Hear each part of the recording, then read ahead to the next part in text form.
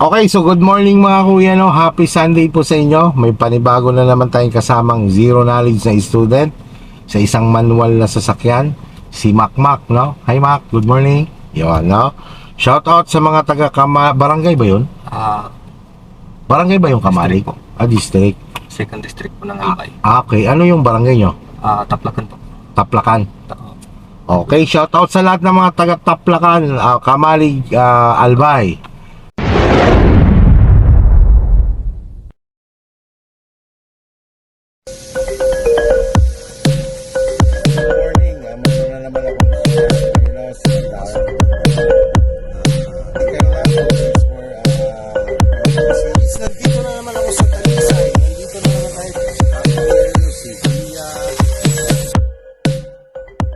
Maging komportable ka lang kay Kuya Ron.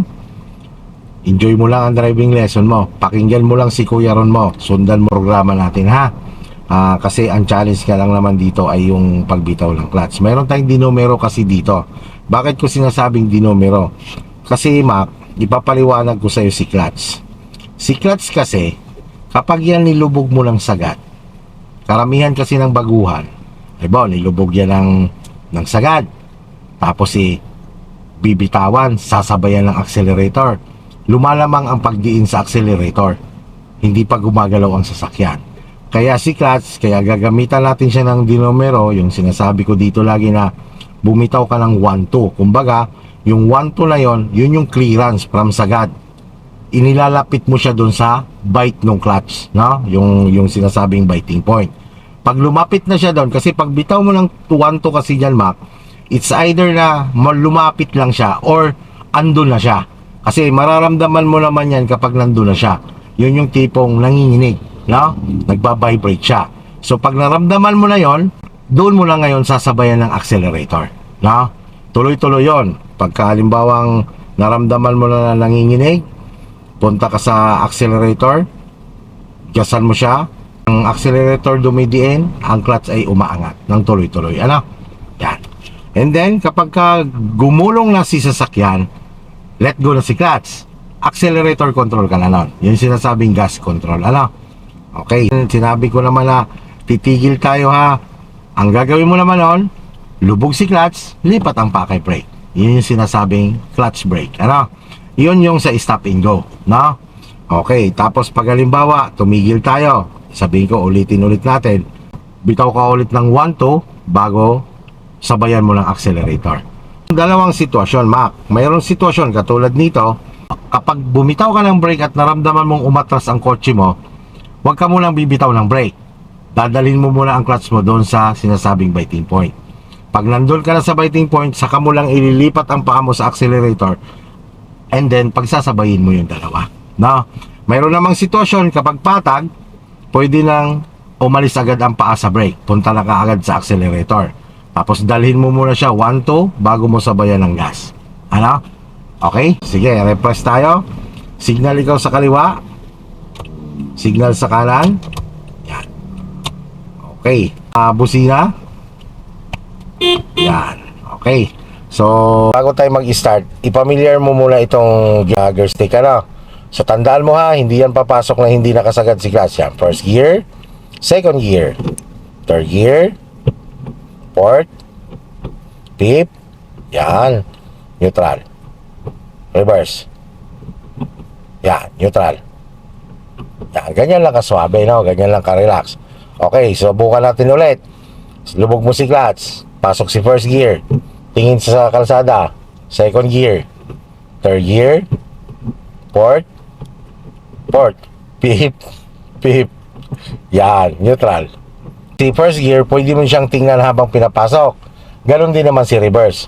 Ang iiwasan mo diyang tingnan, yung kapag naglilipat ka na kay second gear, third gear, fourth gear, fifth, kasi gumagalaw ka na nun, ano? Okay lang sumulyap ng konti, basta mabilisan lang. Okay, si side mirror, okay na sa'yo? Rear mirror? Tingin sa mga side mirror, Mac, hindi dapat tinititigan, ha, sulyap lang. Kasi more on tayo nakatingin dapat sa unahan. Okay? So ang pag-alay naman ng sasakyan sa kalsada, kailangan ang pakiramdam mo ay nasa gitna ka lagi ng linya mo, no? In the same time, Mac, yung kita mo yung Toyota na yon, yung sticker na yon, yung sulok na yon, nagagamit din yon. Pag sinulyapan mo siya, halimbawa ito ang lane mo, kailangan naka-align siya dyan sa separation ng kalsada. Yan yung biyak na yan. Dahil wala kang guhit dito, ito muna ang ating pagbabasihan. Ano? Go na tayo. Okay, sige. Sundan mo lang ako ha. Apak ikaw sa brake. Mac, ito naka-incline itong kalsada na to ha. Sige, pasok mo ngayon sa first gear. Yan. Okay, ramdamin mo ang pagbitaw ng clutch mo. Sige, doon ikaw tumingin sa kalsada ha. Ramdamin, dahan-dahan. Yan, kita mo, nanginginig. Punta ka ngayon sa gas. O, pagsabayin mo ngayon dalawa. Up. Huwag masyadong gigil, up. Sige, bitawan mo ngayon si clutch. Yan, sige, gas control lang ikaw. Diretso lang manubela. Okay, titigil tayo. Lubog si clutch. And then brake. Up. Yan, neutral. Huwag kang bibitaw kay clutch. Huwag kang bibitaw. Yan. So, ganito naman. Paliwanag ko naman sa'yo. Pagka nakatigil ka, Mac, and then naka-neutral na yan, wala lang kinalaman dyan si clutch. I-control mo na si brake, no? Okay, ganito. Normal lang yan ha, na natetend sa una. Normal lang yan. Mawawala din yan mamaya. Normal yan sa lahat ng nag-aaral. Okay, so basta pag ikaw ay magbi-brake, di ba? Nilubog mo si clutch. Ang pagbi-brake, hindi agad na pag sinabing stop, diin agad ang brake. Patong mo lang, tapos gradual mo lang hanggang tumigil siya. Para maging swabe, ano? Maging swabe yung tigil mo. Sige, try natin ulit, Mac. Hawak lang ikaw sa manubela. Pak ikaw sa clutch. Pasok sa first gear. Huwag bibitaw kay brake, ha? Sagad si clutch, ha? Sagad. Yan. Okay, bitaw ka ng 1-2 sa clutch. O, stay. Up, sobra, ano? So, kailangan, Mac, ramdamin mo talaga ang pagbitaw niyan. Ang clutch kasi, Mac, hindi yan pwedeng madaliin. Hindi pwedeng mabilis ang bitaw dyan. Lalo-lalo na kapag galing kang first gear, ha? Sige, neutral mo muna. Huwag kang bibitaw kay brake. O, start mo si makina. Sige, sagad si clutch lagi. Okay. Sige, so lubog si clutch. Pasok si first gear, yan. Ramdamin mo talaga, huwag kang magmamadali, huwag kang maiinip. Sige, ramdamin mo, yan. Nagbabibrate na, di ba? O, punta ka ngayon sa gas. Sige, pagsabay, huwag ka dyan tumingin, sa ulang ka tumingin. Huwag ka munang tumingin dyan sa side mirror. Mag-focus ka muna sa ulahan. Stay mo lang sa lane mo yung sasakyan mo. Yan, sige lang. Okay, tigil tayo. Lubog si clutch. Lubog. Patong ang brake, dahan-dahan lang. Sagad ang clutch, ha, sagad. Sagad mo ang clutch, sagad. Yan, kailangan laging sagad ang clutch pag nilubog mo yan. Okay, ulit tayo. Hawak ulit sa manubela. Biting point. 1-2. O, stay. Punta sa gas. Pagsabayin mo yung dalawa. Yan. Okay, stop. Clutch brake. Sagad si clutch, ha. Sagad si clutch. Then brake dahan-dahan. Yan. Ulitin mo. Point ulit. 1-2. Stay. Punta sa gas. Pagsabayin mo yung dalawa. Up. Yan. Kailangan wag mo talaga. Ito yan maka. Hanggat hindi gumugulong si sasakyan, wag mo nga alpasan ng malaki ang clutch mo. Ramdamin mo na pag gumulong na si sasakyan, alpasan mo na yan si clutch mo, gas control na ikaw, ha? Sige, neutral mo ulit. Okay, start. Okay, yan. First gear ulit. Okay, 1-2. Sige pa, konti pa. Yan. Sige, pagsabay mo yung dalawa. Yan, wag mo munang bitawan. Tingnan mo, gumugulong na. Let go mo si clutch. Gas control na ikaw. Di ba? Yan. Okay, stop. Clutch brake. Okay, neutral mo. Yan. Okay, Max. So, ganito no. Bigyan lang kita ng reminders. Nauunawaan kita, naiintindihan kita. Natitense ka pa, alam ko yon, ha? Pero pilitin mong labanan yan, no? Kasi kailangan, Max, sa nag-aaral ng driving, kailangan dito focus. Concentrate, no? Kasi sabi nga natin, di ba, pag nag-enroll kayo sa driving sa amin, ang binibigay muna namin is 8 hours. Tama? So, lalo na sa'yo, ang layo lagi ng pagitan. Hindi magkasunod. So, kailangan natin ng focus dito. Kailangan mo intindihin mabuti yung sinasabi ni Kuya Ron.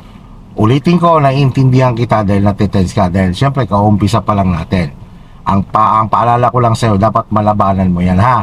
Kasi para nakakapag-concentrate ka, para nakakapag-focus ka. So, syempre, Mac, binibigyan natin ng halaga dito ang binayad nyo. At dito sa Tolentino, Mac, sa Tolentino's Driving School, lalo-lalo na kay Kuya Bigman mo, ang ating pina-priority dito ay yung knowledge. No, hindi natin muna pina-priority yung katulad mo additional code. Kuan mo na yan. Relax lang muna yan. Madali na yan pag marunong na tayo. Kasi nga ayaw namin tumulad sa iba, hindi naman lahat na tinuturuan lang ang isang estudyante for compliant para lang makapag-add, makapag-lisensya. Sa amin dito, ang aming prinsipyo dito sa Tolentino ay matuto kayo, no? Kaya syempre, di ba? Kailangan maging worth it yung binayad nyo. So, 8 hours lang mo lang ibinibigay natin, pero pag nakita ko sa loob ng 8 oras na tingin ko hindi pa pwede, talagang magre-recommend tayo ng extension ng oras, no? So, syempre ako naman, Mac, iniiwasan ko yon hanggat maaari. Kasi syempre, financial issues yun eh. Di ba? So, ang atin niyang kinukuha dito na makuha nyo yung basic knowledge ng driving sa loob ng 8 oras. Pero alam naman natin na kulang talaga yon, no? So, ganun lang. Focus lang tayo. Ang ating priority dito ay knowledge, okay? Hindi oras. No, hindi oras ang binabayaran nyo dito, kundi yung knowledge na matutunan nyo. Okay, sige. Go lang tayo. Okay ka lang? Yeah, tama mo lang. Normal lang naman yan. Mapapanood mo sa lahat ng tinuturuan ko, nag-uumpisa talaga sa ganyan. Ano? Okay, sige. Ganito, Mac. Tayo ay magpo-full turn. Ano? Basta sundan mo lang ako. Mag-connect ka lagi sa sinasabi ko. Pag kung ano sinabi ko, yun lang ang gawin mo muna. No? Sige. Dahil magpo-full turn tayo, ito yung tipong ang ating manubela ay ipo-full turn natin yan, ha? So, mag-i-start muna tayo sa dry steering kasi siyempre beginner ka naman. So, ganito gawin mo. Tingnan mo muna rear mirror mo kung ano sitwasyon sa likod. Wala. So, magbigay ka ng signal sa kaliwa. Okay? Full turn mo muna manubela mo sa kaliwa. Sige, full turn mo. Yan, full turn mo, no? Yan. Halimbawa, Mac, di ba? Naka-full turn ka na ganyan. Umiikot tayo, Mac. Pag sinabi ko mamaya 1, si manubela yun, ha? Ibabalik mo lang isa ang manubela. Sige, subukan mo nga. 1. Balik mo lang isa. Yan. 2. Balik mo pa lang isa. Yan. Oh, tandaan mo yan mamaya, ha? Sige. Signal ikaw ulit. Full turn ulit ikaw sa kaliwa. Okay. So, ganito naman. Ang management naman natin sa pedals, ito yung tipong huwag tayong magagas. Nakapatong lang ang paa mo kay gas, pero hindi ka magagas ng madina kasi na umiikot pa lang tayo. Aalpasan lang natin si clutch nang gumagalaw lang siya. Okay? Tapos syempre, sumusulyap dyan sa mga side mirror. Lalo-lalo na dyan sa kaliwa. Okay, pasok mo sa first gear. Yan. Okay? Ang paa mo ay nakapatong kay gas. Patong lang, ha? Huwag magagas. Angat mo ngayon ang clutch mo dahan-dahan na gumagalaw lang siya. Huwag ka magagas. Sige, angat mo lang ang clutch mo. Angat mo pa ng konti. Angat mo pa. Konti pa. Yan. Hanggang dyan lang, ha. Huwag mo lang alpasan ng malaki. Sige, dagdagan mo pa ang alpas ng clutch mo. Yan. Ganyan lang, ha. Okay, balik ang manubela. 1. Sige, 1. And 2. Isa pa. 2. O, let go mo ngayon si clutch. Gas mo na ikaw. Gas ikaw, sulyapan mo speedometer mo. Pag nasa 20 na, awang ang paa kay gas, lubog si clutch, lipat sa second gear, ha. Sige, gas up mo na ikaw. Gas up. Sige, gas up. Tapos stay on your lane ka lang dyan. Yan, itong linya na to, tama to, ha. Sige, gas up mo na ikaw, Mac. Sige, gas. O, bitaw si gas, lubog si clutch, second gear. Yan, bitaw si clutch, gas control. O, pag masyado manggigil sa gas, ha. Yeah, maklas sa malabela. Tawa. Kaya takbo ka na dyan mamaya eh. Mawawala na yung test mo, no? Okay, gas up ka ulit ng konti. Umabot ng yan 40 na siya, di ba? O, lubog si clutch. Third gear. Third gear. Tulak, pataas. Up, gas control, ha. Huwag masyadong magigil sa gas. O, gas ka lang ng konti. Gas pa lang konti. Sige, gas ka ng konti. O, bitaw si gas, lubog si clutch, fourth gear.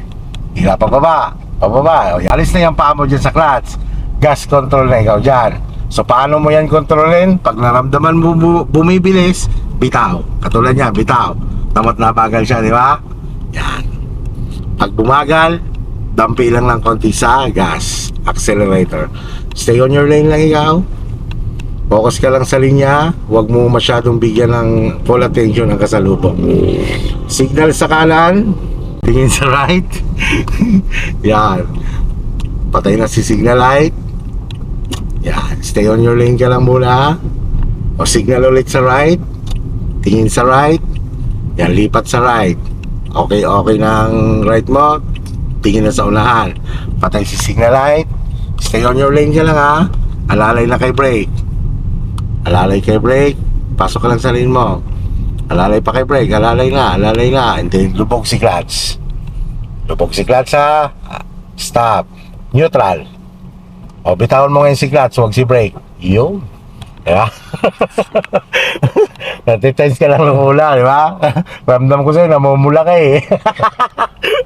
Normal yan, Mac. Okay, so nandito na po kami sa bypass road, no? Tuturuan natin ngayon si Mac ng mga road safety sa ganitong klaseng kalsada.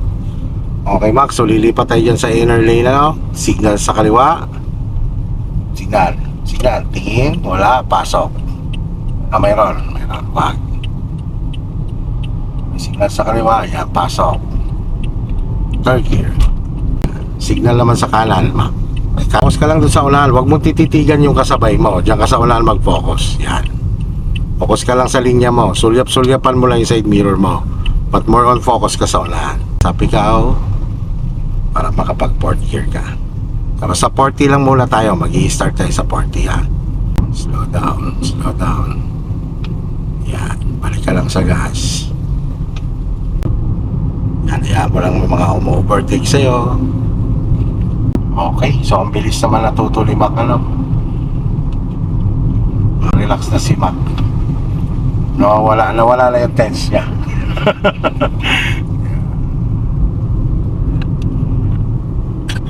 Gas lang ikaw, signal ikaw sa right. Yan, lilipat ka dyan sa middle lane. Yan. Yan ka po pwesto. Yan. Okay, patay signal light. Take note ang speed natin dito na ina-allow ay 60 lang muna, no? Sige, gas up ka pa ng konti para makapag fifth gear ka. Yan. Iiwasan mo dito sa ganitong klaseng kalsada yung bigla kang kakabig ng manubela. Ang iiwasan mo pa dito yung lilipat ka ng linya lang hindi ka natingin kasi mabibilis na ang kasabay mo dito. And then i-maintain mo na ang iyong sasakyan nasa loob ka lagi ng linya mo. Yan yung sinusulyap-sulyap pa lang iyong mga side mirror. Balik lang lagi ang mata sa unahan. Okay, Mac, so nandito tayo sa downhill, ano? Alalayan mo lang konti ang brake mo. Lilipat natin ang gear natin sa third gear, ano? Alalay pa sa brake, Mac. Yan, lipat mo sa third gear. Lubog mo si clutch. Third gear. So ang paa mo dyan, Mac, kasi downhill to, naka-brake lang, ano? Alalay, bitaw, alalay, bitaw. So walang accelerator, no? O hindi, wala rin kinalaman si clutch. Alamdam mo na bumubuluso ka, alalayan mo ng brake. Pag bumagal, bitaw. Kita mo parang may itim, Mac. Kanyan lubak. Medyo wag ka magpo-full stop. Slow down lang, ano? Alalayan mo lang siya. Okay, Mac, so tayo ay magre-reverse, ano? Sige, ilagay mo si hazard. So management naman ng pedals mo dito, yung sa, lalo na sa class, yung parang, alam mo yung kanina lumiliko ka lang kung full turn ka, yung bumibitaw ka lang na nagalaw siya. Tapos pag bumibilis, lubog mo lang si clutch. Subukan mo itong aralin na yung kumbaga pagka kukontrolin mo siya o patitigilin mo siya, ilulubog mo lang si clutch, angat si gas, lubog si clutch. Huwag kang magbe-brake. Tapos pagka gusto mo ulit siyang igalaw, bitawan mo lang ulit yung dalawa, ano? Kumbaga lubog ang isa, umangat ang isa. Kumbaga piniplay mo yung paa mo, no? Isang tingin na left and right, side mirror. Huwag ka malilitaw kapag gusto mo dalhin sa ang sasakyan mo sa kanan, 1/4 lang sa kanan. Pag pumunta na siya, balik sa gitna. Tapos kailangan ma-maintain mo na pasok ka sa linya mo, no? Sige, pasok sa reverse. Sigat sa sigat. Hindi, ganito, Mac, pagka huwag mo na siyang dalhin doon. Ganito lang yan, oh, pagka ikaw ay magpapasok ng gear. Di ba, nakasagad. Kapigil mo lang papunta dito. Tapos silain mo pababa. Yan. Okay, sige, tara. Tingin lang sa side mirror, ha.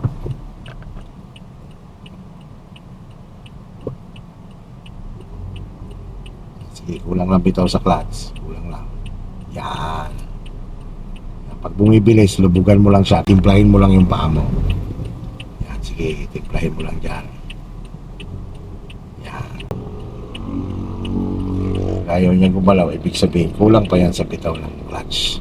Yan, ganyan lang, titimplahin mo lang. Huwag mo siya pindot-pindutin. Pagka inangat mo siya, ayaw mo nakaangat siya. Pag gusto mo itigil, lubog mo siya. Sige. Okay, Max, so natapos yung ating day 1 sa yung PDC. Kumusta naman? Ayos po. Anong nararamdaman mo? Masaya. Nakapag-drive na ako ng 4 wheels. Pilin mo na yung Yaris. Okay, so ingat ikaw, Maka. See you Sunday. Next Sunday, ha?